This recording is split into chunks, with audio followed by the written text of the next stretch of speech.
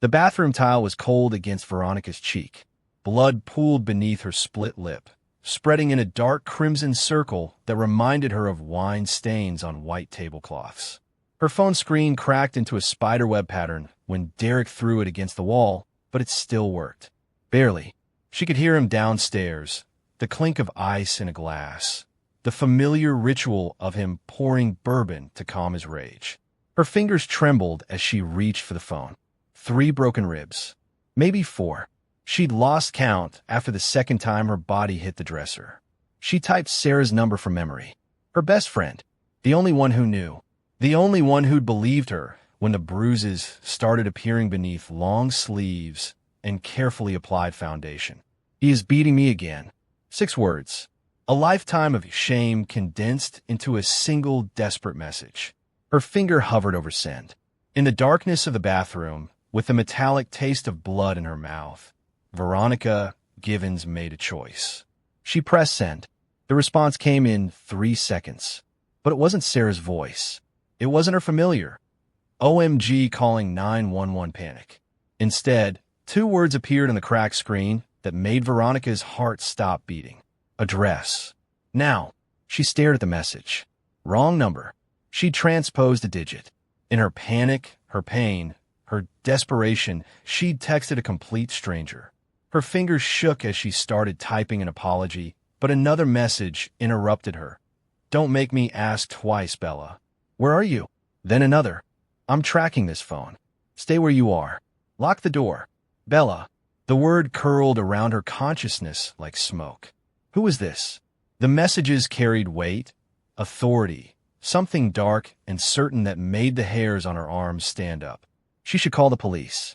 She should text Sarah's actual number. She should do anything except respond to this stranger. But Derek was downstairs, and the police had come twice before, only to leave when Derek smiled his charming smile and explained his girlfriend was emotional and prone to dramatics. They believed him both times. Why wouldn't they? Derek Morrison was a respected investment banker. He wore $1,000 suits and donated to the policeman's fund. Her phone buzzed again. Veronica Givens, 2247 Ashmont Street, 2nd floor bathroom. Am I correct? Terror flooded her system. This stranger knew her name, knew her address, knew exactly where she was hiding. Who are you? She typed with shaking fingers. Someone who doesn't ignore women in danger. His name. She shouldn't answer. Every instinct screamed not to answer. But something in those messages, that casual certainty, that dangerous promise, made her type, Derek Morrison. But please don't come. I made a mistake. Wrong number. The only mistake was his. 20 minutes out. Stay in the bathroom, Veronica.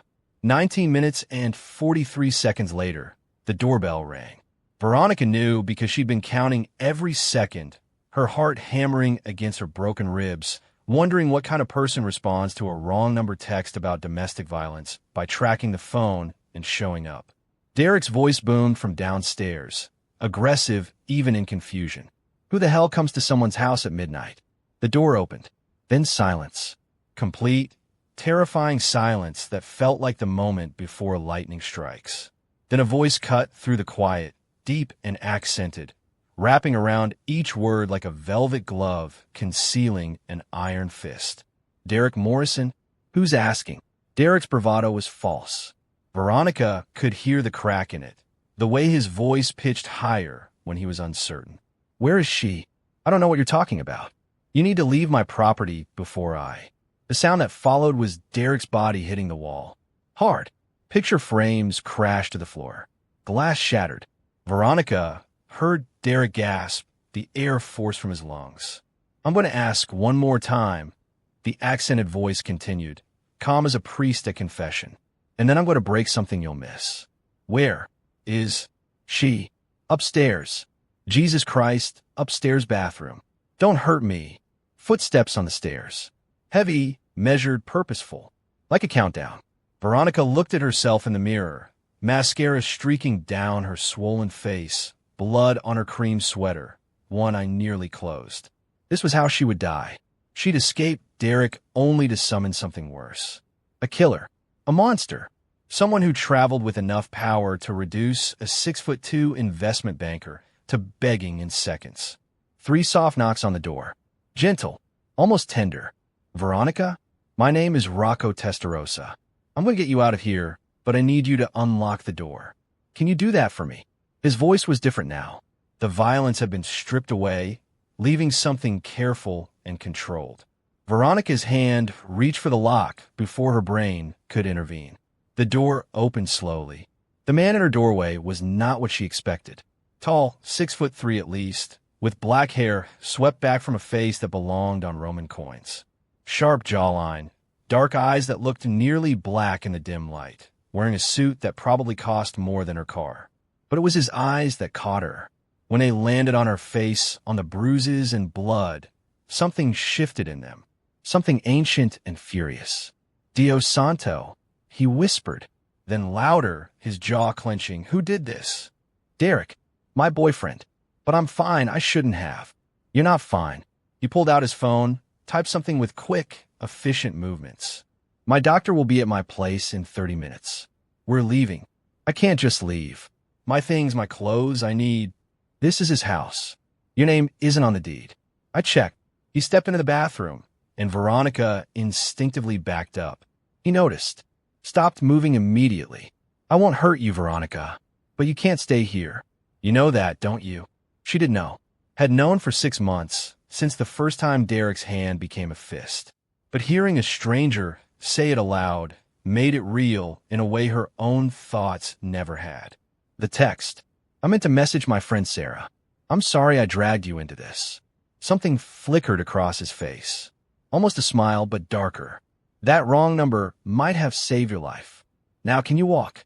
She nodded. He held out his hand. Veronica stared at it for a long moment, while manicured nails, a scar across 2 knuckles, a heavy gold ring on his right hand with a symbol she didn't recognize. A lion, or maybe a dragon. She took his hand. His grip was warm, steady, gentle despite the strength she could feel coiled beneath his skin. They walked down the stairs together. Derek sat on the floor in the hallway, holding his nose. Blood dripped between his fingers onto his expensive shirt. 2 men in dark suits flanked him, stone-faced and silent. They looked like they could break Derek in half without breaking a sweat. Derek's eyes widened when he saw Veronica. Ronnie, baby, please. Tell them this is all a misunderstanding. Tell them. Rocco's hand tightened fractionally on hers. Not painful. Protective. If you ever contact her again, Rocco said, his voice dropping to something that made the temperature in the room plummet. If you even think her name, I will know. And what I did to you tonight will seem like mercy. Do you understand? Derek nodded frantically, blood still streaming from his nose. Understand. Understand. I swear. Say her name. What? Say. Her. Name. I want to hear you speak it one last time, so you remember what it costs you. Veronica. Veronica Givens. Derek's voice broke on her last name. Good. Now forget it. Rocco led Veronica to a black Mercedes idling in the driveway. He opened the back door for her with the careful courtesy of a man used to dangerous things requiring gentle handling. The leather seats were soft. The car smelled like expensive cologne and something else, gunpowder, maybe, or just the scent of power. Before the car pulled away, Veronica looked back at Derek's house. 3 years of her life. 3 years of slowly disappearing until she barely recognized herself. The house looked smaller now, less significant. Before we continue with Veronica's story, can I ask you something? I spend 15 to 20 hours researching, writing, and perfecting each story for you. That's nearly a full week of work to create these cinematic experiences completely free.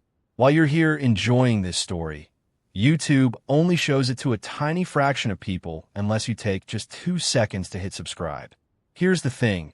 If just half of you watching right now subscribe, this channel would explode, and I could create even deeper, more complex stories for you every single week.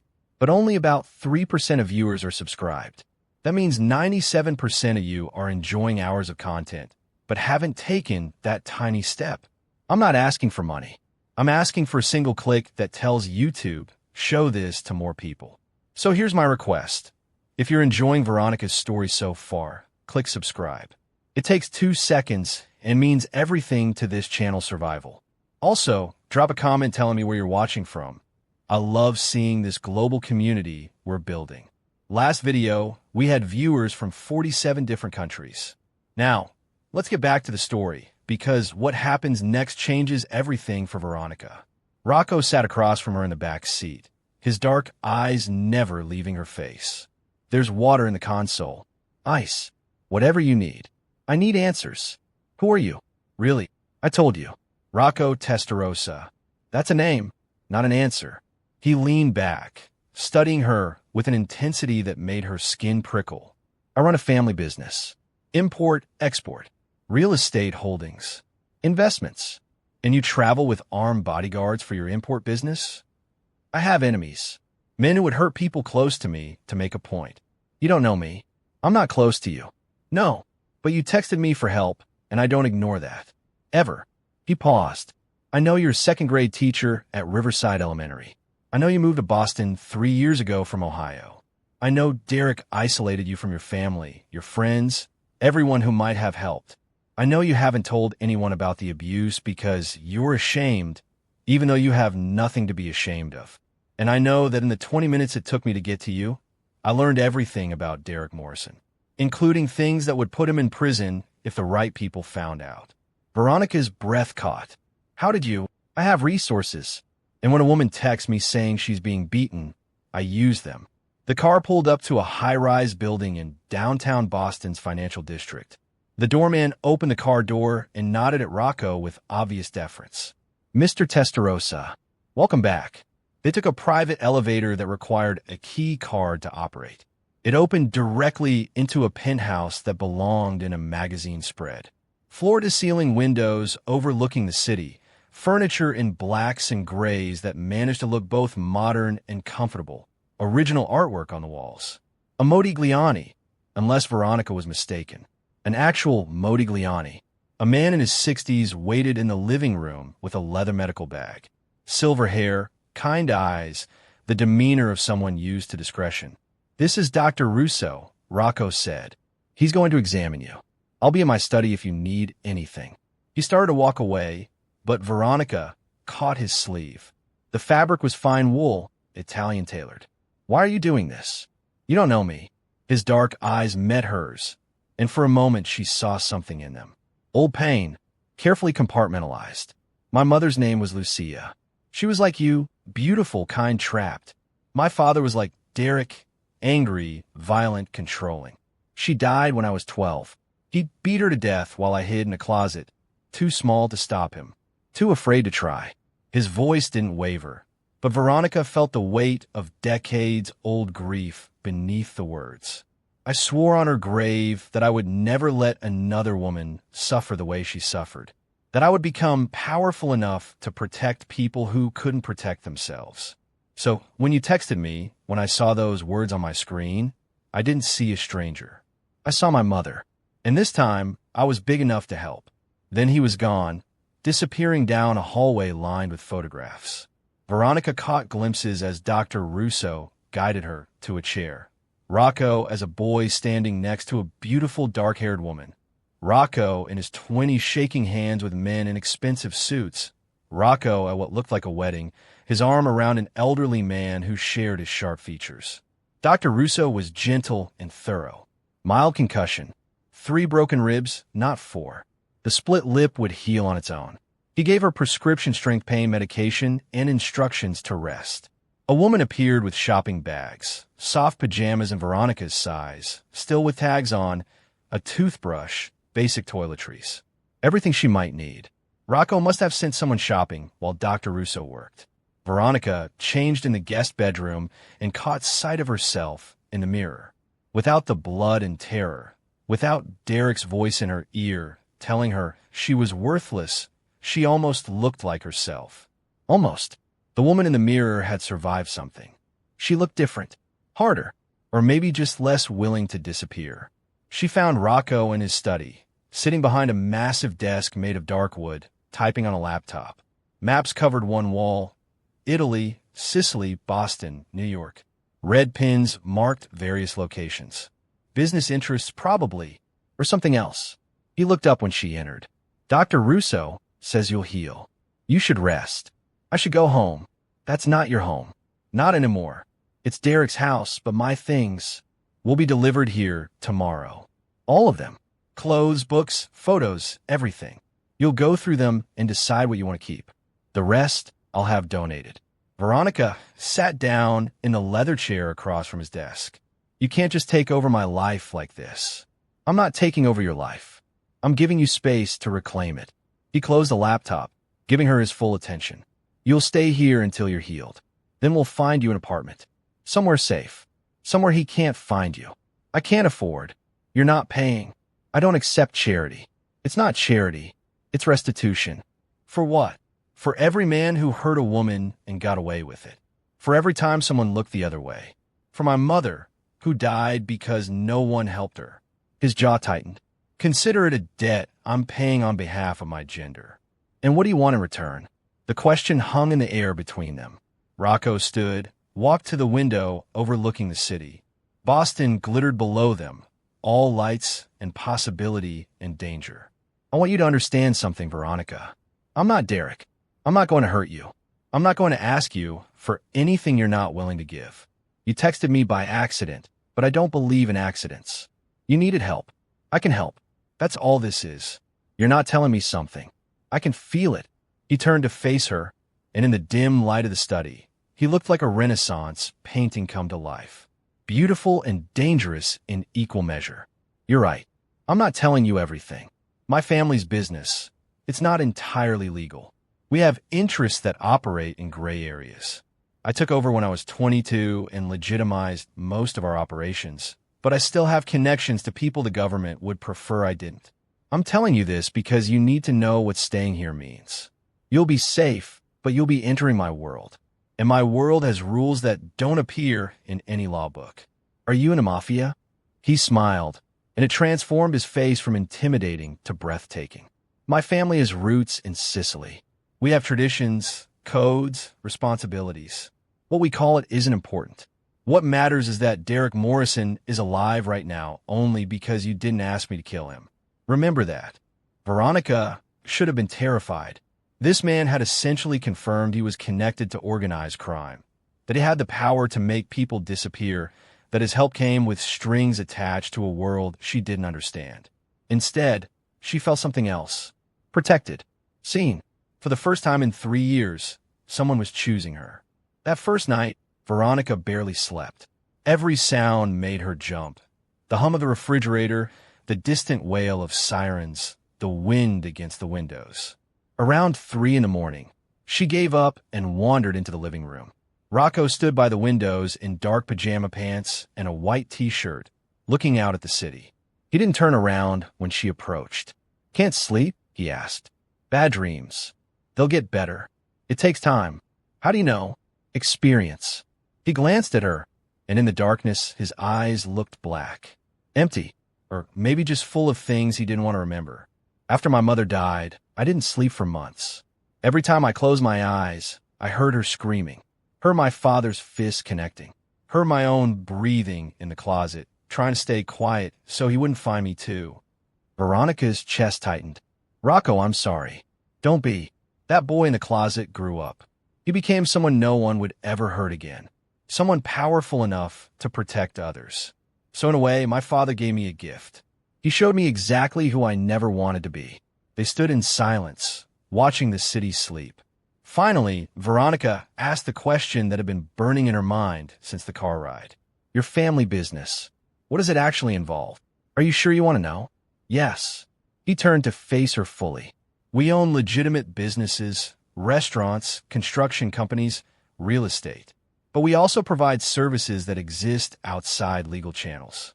Protection for businesses in difficult neighborhoods. Conflict resolution when the courts move too slowly. Information acquisition. We have politicians in our pocket, judges on our payroll, police who look the other way. My grandfather built this empire with blood and fear. My father expanded it with violence. I'm trying to transform it into something sustainable. Some of my children won't have to be ashamed of. Do you have children? No. I've never been married. Never even come close. Why not? What kind of woman wants to marry into this life? To always be looking over her shoulder, wondering if today's the day someone uses her to get to me? To raise children who'll inherit enemies they didn't make? He shook his head. I accepted a long time ago that my family line ends with me. That's sad. That's realistic.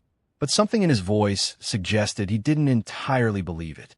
That maybe, somewhere deep down, Rocco Testarossa still dreamed of things he'd convinced himself were impossible. The next morning, Veronica woke to sunlight streaming through unfamiliar windows and the smell of espresso. She found Rocco in the kitchen, making coffee with the kind of focused intensity most people reserve for surgery. He wore dark jeans and a white button-down with the sleeves rolled up, revealing forearms marked with scars. Old wounds, long healed. Buongiorno, he said, handing her a small cup. You slept better after 3. How do you know? I checked on you. Old habit. The espresso was perfect, strong, smooth, with a hint of chocolate. I need to call my school. Tell them I won't be in. Already done. My assistant called this morning. Family emergency. You're taking the week off. You can't just. Veronica. His voice was gentle but firm. The same tone he'd probably used to command rooms full of dangerous men. You have a concussion and broken ribs. You're not teaching 7-year-olds with a black eye. Let me handle the logistics. You focus on healing. He was right. She hated that he was right. Hated that she'd become so used to fighting for every small piece of autonomy that accepting help felt like weakness. But Rocco's help didn't feel like Derek's control. It felt like someone building a wall between her and danger, then stepping back to let her decide what to do with the safety. 2 days passed. Veronica's things arrived in boxes. Clothes, books, the framed photo of her and her mother before cancer took her. Everything from Derek's house packed with care. Rocco had also changed her phone number, contacted her bank to ensure Derek had no access to her accounts, and filed a restraining order. All without asking. All while she slept. On the 3rd day, Veronica felt well enough to venture out. Rocco insisted on sending security, a woman named Maria who was equal parts bodyguard and shopping companion. They went to a coffee shop Veronica loved, one Derek had forbidden her from visiting because he said the male barista flirted with her. Sitting there with her vanilla latte, watching people live normal lives, Veronica realized Derek had stolen more than her safety. He'd stolen her choices, her freedom, her voice, herself. When she returned to the penthouse, Rocco was on the phone in his study, speaking rapid Italian.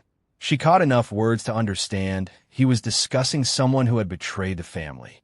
The conversation ended with Rocco saying something that made her blood run cold. Fallo sparire. Make him disappear. He looked up and saw her standing in the doorway. Maria said you did well today. Who did you just order kill? Killed? No one. Disappeared? A man who thought he could steal from my family and retire to Florida. Rocco set down his phone. He'll wake up tomorrow in a shipping container headed to Sicily. My grandfather will decide what happens to him. That's not murder, Veronica. That's justice. That's terrifying. Yes, it is. And if you want to leave, if this is too much, I'll find you an apartment tomorrow. I'll make sure you're safe, and I'll leave you alone. But I won't lie to you about who I am or what I do. You deserve honesty. Veronica sat down. Her ribs still ached, but the pain was manageable now. I don't know if I can be part of this world. I'm not asking you to be part of it. I'm asking you to let me help you heal. What happens after that is entirely your choice. That night, Veronica dreamed of Derek. But in the dream, she wasn't afraid. In the dream, she stood in Rocco's study while Rocco made a phone call. And when he hung up, he looked at her and said, Fado. Done. And Derek Morrison disappeared into the same shipping container, bound for the same judgment. She woke gasping, unsure if she was horrified by the dream or comforted by it. A week after the wrong number text that changed her life, Rocco's realtor showed Veronica 3 apartments, all in safe neighborhoods, all within her budget, though she suspected Rocco had arranged that too. She fell in love with a 1-bedroom in the North End with exposed brick and a view of the harbor. It was perfect. It was hers. She moved in 2 weeks later. Rocco helped despite her protests, carrying boxes, assembling furniture, arguing with her about where the couch should go with the kind of intense focus he probably brought to criminal enterprises. It was the most normal day Veronica had experienced in years. When everything was unpacked, Rocco stood in her doorway preparing to leave. "Thank you," she said, "for everything. You're welcome. If you need anything, I have your number now. The right one." He smiled. "Buonanotte, Veronica." She thought that would be the end. The Mafia boss who saved the damsel, then rode off into his dangerous sunset. But 2 weeks later, her phone buzzed with a text. "Dinner tomorrow night? There's a place in your neighborhood I think you'd like." She stared at the message for 5 full minutes before responding. Business or pleasure? Does it matter? Yes. Then pleasure. 7 p.m. I'll pick you up. Veronica spent the next day spiraling. This was dangerous. He was dangerous. He'd saved her, which created a debt, which meant she couldn't trust her own judgment about what she wanted versus what she felt obligated to give. But when he knocked on her door at 6:58 wearing a navy suit and holding a single white rose, all her arguments evaporated. "You look beautiful," he said. She'd chosen a simple black dress. Her bruises had faded to yellow-green shadows. She looked like herself again. "You're early. I'm Italian. We're passionate about food and punctual about beautiful women." The restaurant was small, family-owned, tucked into a north-end side street she'd walked past 100 times without noticing. The owners greeted Rocco like family, kissing his cheeks, speaking rapid Italian, eyeing Veronica with obvious curiosity and approval. They were seated at a private table in the back, away from other diners. Over pasta and wine, they talked about everything except Derek and the Mafia and the strange circumstances that brought them together. Veronica learned Rocco, spoke 5 languages, had a degree in economics from Harvard, loved opera, and had never learned to cook because his grandmother insisted no man in their family should need to. "Why not marry?" Veronica asked over tiramisu. "If your grandmother's traditional, she must be desperate for great-grandchildren. She's given up on me, focused all her attention on my cousins instead." He paused. "My life doesn't lend itself to traditional relationships. I work odd hours. I travel. I have responsibilities that require absolute discretion. Most women aren't interested in that kind of uncertainty." "And what kind of women are interested?" "I don't know. I haven't met one yet." He held her gaze. "Until perhaps now." Veronica's heart skipped. "Rocco, I'm not asking for anything. I'm just being honest. You intrigue me, Veronica Givens. You survived something that breaks most people, and you're rebuilding yourself piece by piece. You're stronger than you think you are, and I find myself wanting to know you better. If you're not interested, tell me now, and we'll remain friends. But if there's a possibility, I just escaped a terrible relationship. I don't trust my own judgment, and you're in the Mafia. I prefer family business, but yes. This is insane. Perhaps. Or perhaps it's the first sane thing either of us has considered in years." Veronica looked at this impossible man who'd dropped everything to help a stranger, who'd given her back her life without demanding anything in return, who looked at her like she was precious instead of disposable. "One day at a time. We take this one day at a time. And you tell me the truth about your world. Everything. No secrets." "Nessun segreto," he agreed. "No secrets. One day at a time." But Rocco Testarossa was keeping a secret, and Veronica was about to discover it in the worst possible way. 3 months into their careful courtship, because that's what it was, careful and old-fashioned and achingly slow, Veronica's phone rang at 2 in the morning. Unknown number. She almost didn't answer, but something made her pick up. "Is this Veronica Givens?" A woman's voice, professional, clipped. "Yes. Who is this?" "This is Boston General Hospital. You're listed as the emergency contact for Rocco Testarossa. He's been shot. He's in surgery now, but you should come." The world tilted.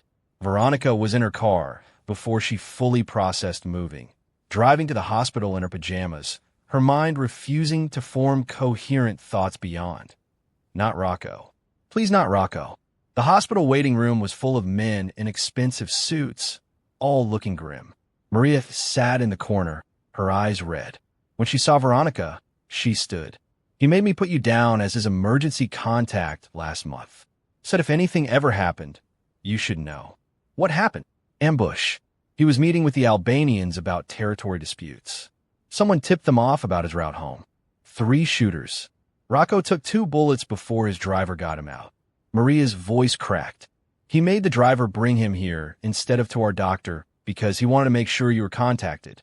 He was barely conscious, and he was thinking about you. Veronica sat down before her legs gave out. Is he going to die? I don't know. The doctors won't tell us anything because we're not family. I'm not family either. He thinks you are. That's why he listed you.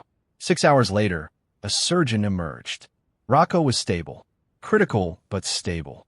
1 bullet had been removed from his shoulder. The other had been dangerously close to his heart, but missed by centimeters. He was lucky. He was alive. Can I see him? Veronica asked. The surgeon hesitated. Are you family? I'm his emergency contact. That's not the same as. Maria stepped forward. Her voice dropped to something cold and dangerous. She's seeing him. Now, or we're going to have a problem. The surgeon paled. Apparently, he recognized Maria, or recognized what she represented. Room 437. 10 minutes. That's all I can give you. Rocco looked small in the hospital bed, which shouldn't have been possible for a man his size. Tubes and wires connected him to machines that beeped steadily.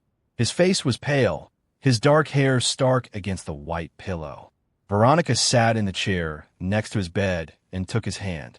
His fingers were cold. You can't die, she whispered. You saved me.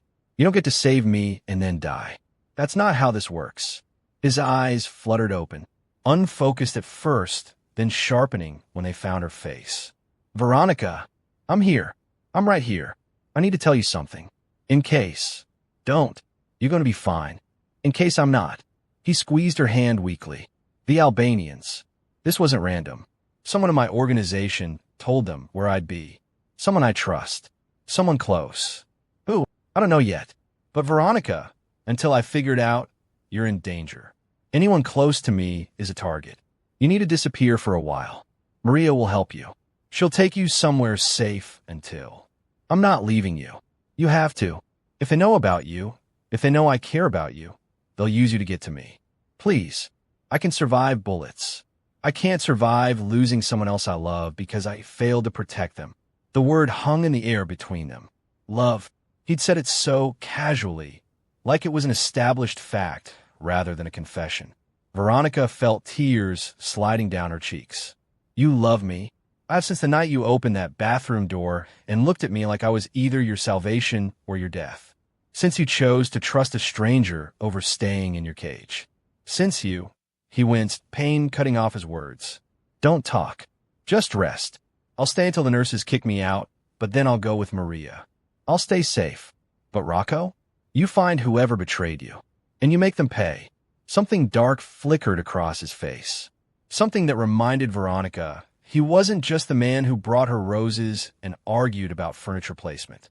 He was also the man who made people disappear in shipping containers. I will. I promise you that. Maria took Veronica to a safe house in New Hampshire. A cabin on a lake, isolated and beautiful and lonely. For 2 weeks, Veronica existed in limbo, getting updates from Maria about Rocco's recovery, waiting for word that it was safe to return. She spent her days grading papers remotely and her nights wondering if this was her life now. Always running, always afraid, always waiting for the other shoe to drop. Then Maria's phone rang. She listened for a moment, her face unreadable, then hung up. We're going back to Boston. Rocco found the traitor. Who was it? His cousin, Danilo, the one he trusted most. Veronica remembered the photos in Rocco's hallway. Danilo had been in several of them, standing next to Rocco at various family gatherings, smiling. Why would his own cousin betray him? Jealousy. Greed. Danilo thought he should have inherited the family business when their grandfather stepped down. Instead, it went to Rocco. Danilo's been waiting 15 years for an opportunity to take what he thinks is his. He made a deal with the Albanians. They eliminate Rocco. Danilo takes over and gives them favorable territory agreements. What's going to happen to him? Maria's eyes were cold.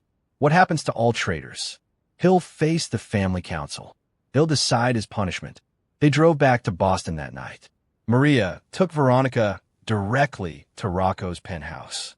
He was there, standing by his windows in a black suit despite having been released from the hospital only 3 days earlier. His left arm was in a sling, but otherwise he looked like himself. Strong, dangerous, alive. He turned when he heard the door open. His face transformed when he saw Veronica, some of the hardness melting away. "You're safe. So are you. For now." He dismissed Maria with a nod. When they were alone, he said, "The family council meets tomorrow night. Danilo will be judged. And then he'll disappear. Probably to a monastery in Sicily, where he'll spend the rest of his life praying for forgiveness he'll never receive. My grandfather prefers permanent exile over death for family members. Says it's more merciful. I disagree, but I'm not the head of the family." Yet, Veronica crossed the room to him, stood close enough to feel his warmth, to smell his cologne, to see the shadows under his eyes that spoke of pain and sleepless nights. "Yet, my grandfather is 93. He won't live forever. When he dies, I inherit everything. The business, the responsibilities, the enemies, all of it." He lifted his good hand to her face, his thumb tracing her cheekbone. "I need to know, Veronica, can you live with this? With what I am? What I do? Because if you can't, I need you to tell me now before I fall any deeper. You said you already love me. I do, but love isn't enough. You need to be able to look at me after I've ordered someone's exile or worse and still see someone you want. If you can't, I understand. I'll make sure you're protected, that you're financially secure, and I'll walk away. But I need to know." Veronica thought about the last 5 months, about the wrong number text that brought this man into her life, about how he'd given her back her freedom, her safety, her sense of self, about how he looked at her like she was precious and powerful in equal measure, about how he'd taken 2 bullets and thought about making sure she was contacted, about how loving Rocco Testarossa meant entering a world of danger and secrets and moral compromises she'd never imagined making. She stood on her toes and kissed him. His good arm came around her waist, pulling her close, and for the first time since the hospital, she felt like she could breathe. When they broke apart, she said, "I'm terrified of this world, of what loving you means, of becoming someone who accepts shipping containers and monasteries as justice. But I'm more terrified of losing you. So yes, Rocco, I can live with this. I can live with you." He rested his forehead against hers. "Ti amo, Veronica Givens. God help us both." The family council meeting happened in the basement of a restaurant Rocco's grandfather owned. Veronica wasn't allowed to attend, but she waited upstairs with Maria and several other women whose men were downstairs deciding Danilo's fate. The women spoke in Italian, shooting Veronica curious glances. Finally, an older woman approached her. She had silver hair and sharp eyes that reminded Veronica of Rocco. "You're Veronica, the teacher, the one my grandson saved. You're his grandmother. See, I'm Nana Rosa." She sat down next to Veronica with a heavy sigh. "You love him." It wasn't a question, but Veronica answered anyway. "Yes, good. He needs someone to love who isn't covered in blood and secrets. Someone who reminds him there's more to life than revenge and responsibility." She patted Veronica's hand. "But loving a man like Rocco, it's not easy. You'll always worry. Every phone call might be the hospital. Every late night might mean danger. Can you live with that?" He asked me the same thing. "And what did you tell him?" "That I'm terrified, but I'm choosing him anyway." Nana Rosa smiled. "Then you're braver than you look. Welcome to the family, Cara. Try to keep my grandson from getting himself killed." The council decided on permanent exile. Danilo was put on a plane to Sicily that night, accompanied by men who would deliver him to the monastery and ensure he never left. Rocco came upstairs looking exhausted, his face gray with pain. Veronica stood to meet him. "It's done," he said. "He's gone. Are you okay?" "No. He was my cousin, my friend. I trusted him with my life, and he sold me to my enemies for territory and power.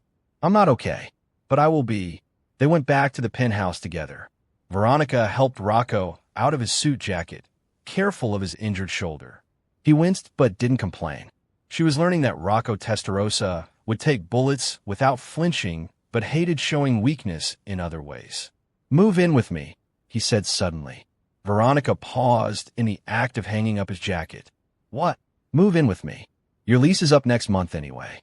I know because I bought your building. You bought my Rocco. I want to make sure the landlord didn't raise your rent. Is that a crime?" "That's insane. That's loving you." He turned to face her fully. "I almost died 2 weeks ago. Life is short and uncertain, especially in my world. I don't want to waste time on slow courtships and separate apartments and pretending I don't want you in my space, in my life, in my bed every single night. So move in with me. Marry me eventually, if you'll have me. Give me something to protect besides money and territory. Give me a reason to be careful." Veronica's heart hammered against her ribs. This was fast. Too fast. They'd only been dating for 5 months. But they'd also lived a lifetime in those 5 months. She'd seen him at his most dangerous and his most vulnerable. She'd chosen him despite everything rational telling her to run. "If I move in, I'm keeping my job. I'm not becoming some mafia wife who stays home and pretends she doesn't know what her husband does. I wouldn't want you to. You love teaching. And I'm not having children until I'm sure they won't grow up dodging bullets. Fair. We'll wait until I've fully legitimized the business. 2 years, maybe 3. And you tell me everything. No secrets. If someone's threatening you, if there's danger, I need to know. Nessun segreto. No secrets. I promise. Then yes, I'll move in. But I'm keeping my apartment for 6 months. Just in case." He laughed, then winced at the pain it caused his ribs. "Stubborn woman. You wouldn't love me if I wasn't." "No, I really wouldn't." 6 months later, Veronica's apartment sat empty. She'd officially moved into the penthouse, her books on Rocco's shelves, her photos on his walls, her life intertwined with his in ways she never imagined possible. Derek Morrison had moved to California and, according to periodic reports from Rocco's people, was working as a mid-level analyst at a tech company and attending court-mandated anger management. He'd violated the restraining order once, calling Veronica's old number.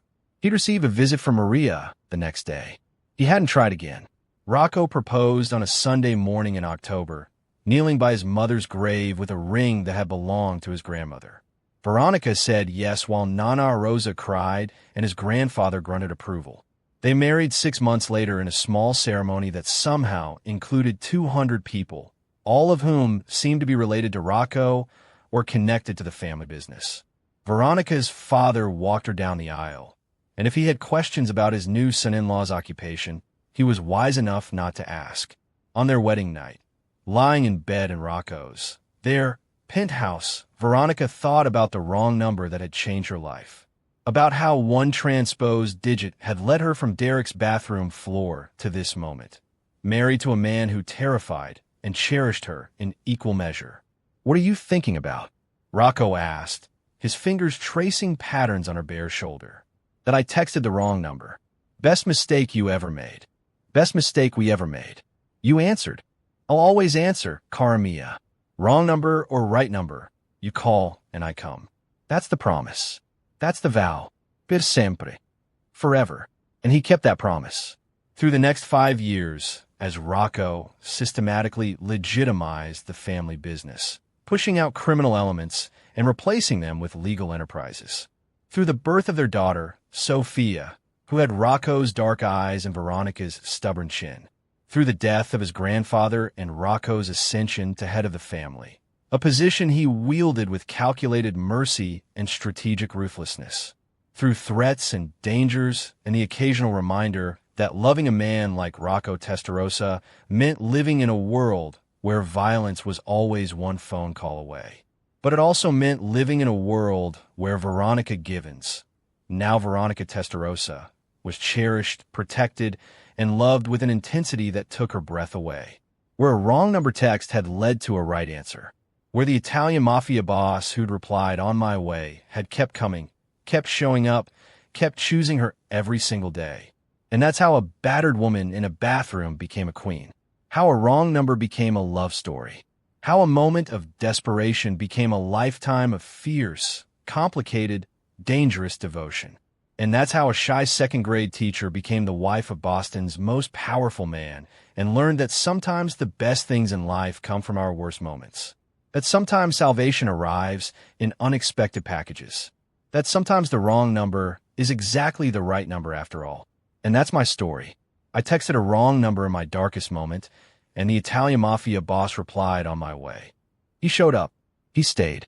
And somehow, improbably, impossibly, we built a life together. If you made it this far, you just experienced one of the most intense love stories I've ever written. And I need to know, what was your favorite twist? Did you see Danilo's betrayal coming? Do you think Veronica made the right choice loving Rocco despite his dangerous world? Tell me in the comments right now. And if this story gave you chills, made you believe in second chances, or had you rooting for a love that defied all logic, you need to subscribe because next week's story is even more intense. Hit that like button. It literally costs you nothing, but helps me massively. Share this with someone who loves Mafia romance stories, and I'll see you in the next one. Until then, remember, sometimes the wrong number is exactly right. Sometimes salvation comes from the most unexpected places. Sometimes the person who shows up in your darkest moment is the one who will stand beside you in the light. Thank you for watching. Thank you for being here. And remember, you're never too broken to be loved, never too lost to be found, and never too far gone to start again. Ciao, Bella. See you in the next story.